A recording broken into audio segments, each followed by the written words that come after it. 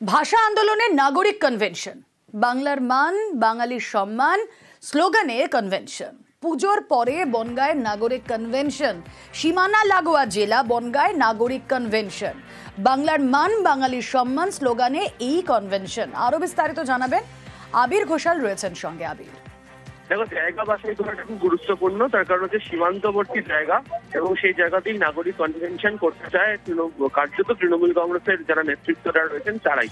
এবং আজকে এই বিষয় নিয়ে প্রস্তুতি বৈঠক হয়, যেখানে একাধিক তৃণমূল কংগ্রেসের নেতৃত্ব তারা হাজির ছিলেন। তুমি জানো যে ভাষা আন্দোলন নিয়ে ইতিমধ্যেই জেলায় জেলায় বিভিন্ন কর্মসূচি নেওয়া হচ্ছে। খোদ মমতা বন্দ্যোপাধ্যায়, অভিষেক বন্দ্যোপাধ্যায় মিছিল করেছেন। এছাড়া প্রত্যেকদিন সংসদে তৃণমূল কংগ্রেসের তরফ থেকে এই ভাষা সংক্রান্ত ইস্যুকে সামনে রেখে তারা তাদের প্রতিবাদও জানাচ্ছেন। বনগাঁ অত্যন্ত গুরুত্বপূর্ণ রাজনৈতিক দিক থেকে, তার কারণ হচ্ছে মতুয়া এবং তপশিলি প্রচুর মানুষের বসবাস। এবং 2019 হোক, 21 হোক, 24 হোক, এই সমস্ত জায়গাগুলিতে দেখতে পাওয়া গিয়েছে যে রাজ্যের শাসক দলের সঙ্গে সমান লড়াই বা পাল্লা দিয়ে লড়াই করেছে বিজেপি, এবং একাধিক জায়গাতে তাদের ফলও অন্তত মতুয়া গড়ে অত্যন্ত ভালো। এই অবস্থাতে দাঁড়িয়ে যে সমস্ত মতুয়া সম্প্রদায়ের মানুষজনকেই যে ভিন রাজ্যে গিয়ে বাংলা ভাষায় কথা বলার জন্য হেনস্থার শিকার হতে হয়েছে, যাদেরকে ফিরিয়ে আনতে পেরেছে হচ্ছে রাজ্য বা পরিযায়ী শ্রমিকদের জন্য যে বোর্ড তৈরি করা হয়েছিল, তারা সেই বিষয়কে তারা তুলে আনতে চাইছেন। এবং কেন সিএ এনআরসির কথা কেন বলা হচ্ছে, কেন সন্দেহ করছে রাজ্য, এবং এই পরিস্থিতিতে দাঁড়িয়ে আসলে ভাষা আন্দোলনটা কোথায় জরুরি মানুষের কাছে তারা বোঝাতে চায়। এবং সেই কারণেই নাগরিক কনভেনশন করা হবে। সূত্রের খবর যে দুর্গাপুজো মিটলেই দীপাবলির আগে এই কনভেনশন হবে, এবং সেখান থেকেও বেশ কিছু কর্মসূচি নিয়ে যে সীমান্তবর্তী যে জায়গাগুলি রয়েছে সেখানে আরো বেশ কিছু রাজনৈতিক এবং অবশ্যই মানুষের কাছে পৌঁছানোর জন্য কি কি কর্মসূচি গ্রহণ করে এগোতে পারা যায় সেই বিষয়ে তারা সিদ্ধান্ত নেবে। বেশ, বাংলার ভাষার বিরুদ্ধে এই যে সন্ত্রাস চালাচ্ছে কেন্দ্র, বাংলায় যারা আমরা কথা বলছি যারা ভারতীয় তাদের বাংলাদেশি বলে কুৎসিত ন্যারেটিভ তৈরি করা বিজেপি শাসিত রাজ্যে অত্যাচার চলছে এবং বাঙালির শিকড় ধরে টান মারার চেষ্টা করছে। কখনো এনআরসি, কখনো বলছে এসআইআর। তো ওনারা এখানে একটা খুব বড় নাগরিক সভা বনগাঁতে করতে চলেছেন, তার প্রস্তুতি ওনারা নিচ্ছেন। পুজোর পর একটি বড় নাগরিক সভা, যেখানে সর্বস্তরের নাগরিকরা, মতুয়া সম্প্রদায় যারা রয়েছেন তারাও হ্যারাস্ট হচ্ছেন, সর্বস্তরের নাগরিকরা তাতে সামিল হতে পারবেন। শ্বশুরকে বাবা সাজিয়ে ভোটার কার্ড আর ভুয়ো কার্ডেই পঞ্চায়েতে কাজের অভিযোগ। বনগাঁ সুন্দরপুর গ্রাম পঞ্চায়েতের ঘটনা, বিডিওর কাছে নালিশ বিজেপি মন্ডল সভাপতির। শ্বশুরকে বাবা সাজিয়ে ভোটার কার্ড আর তারপর আবার শ্বশুরকে বাবা সাজিয়ে পঞ্চায়েতে কাজ।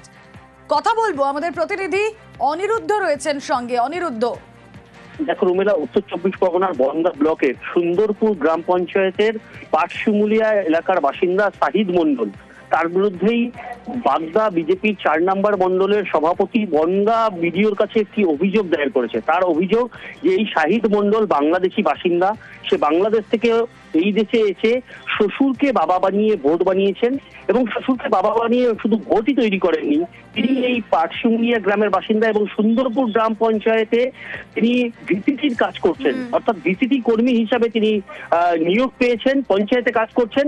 তাদের অভিযোগ, কি করে এরকম একজন অবৈধ অনুপ্রবেশকারী তিনি ভোট তৈরি করলেন এবং পঞ্চায়েতে কাজ করছেন, তা নিয়ে তারা অভিযোগ করেছেন, যাতে অনতিবিলম্বে এই বিষয়ে খতিয়ে দেখে তার বিরুদ্ধে ব্যবস্থা নেওয়া হোক। অন্যদিকে অভিযুক্ত যুবক যার দাবি করছেন তিনি বিবাহিত নয়, তিনি বিয়ে করেছেন, এই অভিযোগ তোলা হচ্ছে বিজেপির পক্ষ থেকে। পাল্টা অভিযুক্ত জানাচ্ছেন তিনি বিবাহিত নয় এবং তার বিরুদ্ধে সমস্ত অভিযোগ মিথ্যা। অন্যদিকে পঞ্চায়েতের তরফ থেকে জানানো হয়েছে যে এই বিষয়ে খতিয়ে দেখা হবে তিনি বিবাহিত কিনা, সে বিষয়ে খোঁজ খবর নিচ্ছেন পঞ্চায়েত। নজর থাক। ভোটার লিস্টে নাম আছে, বাবার নাম আছে ওহিদুল মণ্ডল। অ্যাকচুয়াল ওহিদুল মণ্ডল হচ্ছে ওনার শ্বশুর। শ্বশুরের নামে নাম ভাঙিয়ে ভুয়ো ভোটার করে ইনি এখন বর্তমানে আমাদের সুন্দরপুর পঞ্চায়েতের একজন ঠিকাকর্মী হিসাবে কাজ করছে। না, বাবা বাংলাদেশে, ইনি এসেছে সবে মাত্র 3 থেকে 4 বছর হয়েছে। এর মধ্যেই ভোটার লিস্টে নাম তুলেছে, ভোটার কার্ড হয়ে গিয়েছে এবং শ্বশুরের নাম ভাঙিয়ে ভোটার কার্ড করেছে। আপনি বিবাহিত? না, আমি অবিবাহিত। এটা মিথ্যা অভিযোগ। না না, আমার এখানে কোভিড ভ্যাকসিন আছে, সবই আছে, আমার কার্ডও আছে, আমার এখানে যে Aadhaar card, I card, PAN card সবই আমার এখানকার। আমি এখানে স্থানীয় বাসিন্দা, আমার কাছ থেকে দেখতে চান কোভিড কার্ড, আমি অনলাইন থেকে আমি বের করতে পারবো, যে দেখাতে পারবো আমার এখানকার কোভিড কার্ড, সব কিছু আমার এখানকার। যারা অভিযোগ করছে এটা মিথ্যা করছে। আমি এখানকারই বাসিন্দা, আমার বাবা মার জন্মস্থানও এখানে, সব কিছু এখানে, আমার ঠাকুর দাদা সব এখানে। শাহিদ মণ্ডলের সমস্ত বৈধ কাগজপত্র আছে, সে এখানে কাজ করে। আর বিজেপি যে অভিযোগটা তার বিরুদ্ধে এনেছে সেটা সম্পূর্ণ ভিত্তিহীন। এই বিষয়ে আমরা খোঁজখবর নিয়ে দেখব, তদন্ত সাপেক্ষে পরবর্তীতে পদক্ষেপ নেওয়া হবে। বাংলাদেশের কাছে উত্তরপ্রদেশের বার্থ সার্টিফিকেট, ভুয়ো সার্টিফিকেটে বাংলায় ভোটার কার্ড তৈরির চেষ্টা। বিডিওর কাছে অভিযোগ বিজেপি পঞ্চায়েত সদস্যের। আলিপুর দুয়ারের ফালাকাটার জটেশ্বরের ঘটনা। সার্টিফিকেট অমল মণ্ডলের নাম অমল শাখারি। ভুয়ো সার্টিফিকেট দিয়ে কি করে বাংলায় ভোটার কার্ড তৈরি? কথা বলবো, প্রতিনিধি রাজকুমার রয়েছেন সঙ্গে। রাজকুমার, একদমই দেখো, এই প্রশ্নই কিন্তু এখন একেবারে জেলা জুড়ে তোলপাড়। তার কারণ হচ্ছে, এবং এই প্রশ্নেই কিন্তু প্রশাসনও তোলপাড়। এই ঘটনার ইতিমধ্যেই তদন্ত শুরু হয়েছে, পুলিশ আলাদাভাবে এই ঘটনার তদন্ত শুরু করেছে বলে আমরা জানতে পারছি। এবং শুধু তাই নয়, যে বার্থ সার্টিফিকেট উত্তরপ্রদেশের, সেই বার্থ সার্টিফিকেটের ডিআইবি ভেরিফিকেশন হচ্ছে, এটাও জানা যাচ্ছে।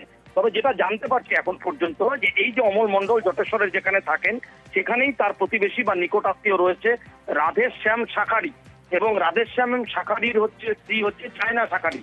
এদেরকে বাবা মা বানিয়ে কিন্তু উত্তরপ্রদেশ থেকে বার্থ সার্টিফিকেট বের করে ভোটার তালিকায় নাম তোলার চেষ্টা চালাচ্ছিলেন।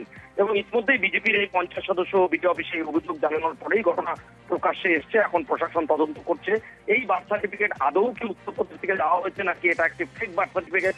যদি উত্তরপ্রদেশ থেকে এই বার্থ সার্টিফিকেট দেওয়া হয়, তাহলে কি কি ডকুমেন্টের ভিত্তিতে, কি কি নথির ভিত্তিতে, কি কি তথ্যের ভিত্তিতে এই সার্টিফিকেট সেখান থেকে ইস্যু হলো, সেখানে কোনো চক্র কাজ করছে কিনা, কোনো টাকা পয়সার বিনিময়ে উত্তরপ্রদেশে এই বার্থ সার্টিফিকেট দেওয়া হয়েছে কিনা, এই সমস্ত কিন্তু তদন্ত করে দেখছে প্রশাসন। ঘটনায় একেবারে তোলপাড় ফালাকাটার জটেশ্বর। তার কারণ হচ্ছে, জটেশ্বরে এর আগে অঞ্জলি শীল এখানে এনআরসি নোটিশ পেয়েছিল। এই জটেশ্বরেই কিন্তু এক পরিযায়ী শ্রমিক গুরুগ্রামে কাজ করতে গিয়ে সেখান থেকে ভিডিও বার্তা দিয়েছিল যে ওখানে তিনি ভয় পাচ্ছেন, আতঙ্কিত হচ্ছেন এবং নথি চেয়ে, ফলে আবার সেই সংবাদ শিরোনামে জটেশ্বর। রুমেলা, বেশ। তো আমার এখানে আসছে যে দাদা ভোটার কার্ড হচ্ছে, তোমার তো কোনো কাগজপত্র নেই, কোনো ডকুমেন্টসই নেই। তো আমি বানিয়েছি, কাগজটা দেখলাম, আগে আধার কার্ডটা নিয়ে আসলো। আধার কার্ডটা দেখলাম, আমাকে সন্দেহ লাগছে, শুধু আধার কার্ড দিয়ে তো ভোটার অ্যাপ্লাই হয় না, জন্ম বার্থ সার্টিফিকেটও বানিয়েছে। কে বানিয়েছে কি জিজ্ঞাসা করলাম, 500 টাকা নিচ্ছে। যাই হোক, আমাকে ডাউট মনে হলো না। আমরা চাই যে এটা সরেজমিনে দেখুক, খতিয়ে দেখুক আদৌ জিনিস, এই বার্থ সার্টিফিকেট, আচ্ছা আধার কার্ড, কাদের মাধ্যমে এগুলো বানিয়ে দিচ্ছে, ভেরিফাই করবো। অমল শাখারি কে হয়? ওরা বলে কাঠে বলে কোনো গন্ডগোল করছে জানে। তো কবে এসছেন জটেশ্বরে এখানে? 4-5 বছর হয়েছে। তার আগে বাংলাদেশ ছিল। স্যার এখানকার ডকুমেন্টস আছে কোনো? বালিবাদ দিয়েছিলাম, ও নাই। বানাইতে দিচ্ছেন কার কাছে? বালিবাদ দিয়েছিলাম, এটা তো অনেকে মানুষ। কোথাকার লোক? জটেশ্বরে না, জটেশ্বর। তাহলে এখন আপনার কাছে কোনো ডকুমেন্টস নেই? তার নিজের মামাকে সে বাবা হিসেবে উল্লেখ করেছে। আমরা আগে বললাম যে আমি লেখাপড়া জানি না, কিছু বুঝি। ছেলের জন্মটা কোথায় আপনার? জন্ম বাংলাদেশে। এখানে আসার পর সে উত্তরপ্রদেশের একটা গ্রাম পঞ্চায়েতের জন্ম সার্টিফিকেট সে দেখিয়েছে। উত্তরপ্রদেশে নয়, তাই তো? বাংলাদেশে জন্ম।